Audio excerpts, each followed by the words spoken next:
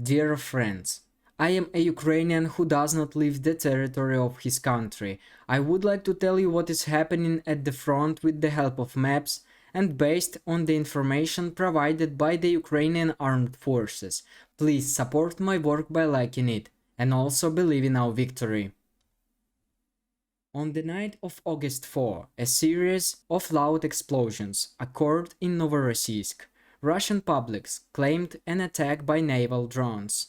According to the Telegram channels, base, shot, and VCHK OGPU, firing was started at surface targets. One marine drone was allegedly hit. It burned for a long time and then exploded very loudly. The force of the explosion set off car alarms.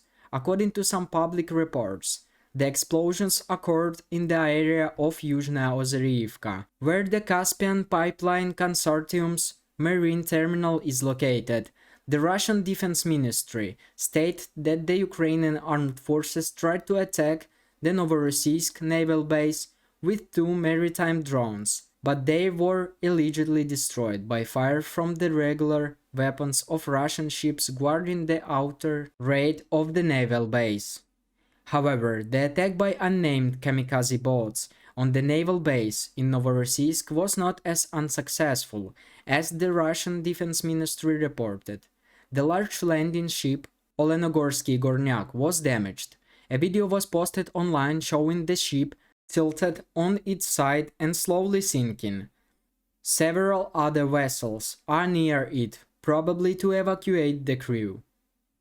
The video shows a surface drone loaded with 450 kilograms of TNT attacking an enemy ship with about 100 crew members. According to sources in the security service, the special operation was carried out together with the Navy. As a result of the attack, the Olenogorsky Gornyak sustained a serious hole and is currently unable to perform its combat missions. So all the Russians' statements about the repealed attack turn out to be another lie. Now let's see what's happening on the battlefield. Russia is amassing reserves in the Svatovo direction and is going to put them into action. There will be a new Russian offensive on a wide front. Russian reserves are wandering around. After an unsuccessful assault, the Russians surrendered. An entire detachment laid down their arms, 10 soldiers. The Bakhmut sector is witnessing extremely difficult daily fighting. This area is still extremely important and promising for the enemy.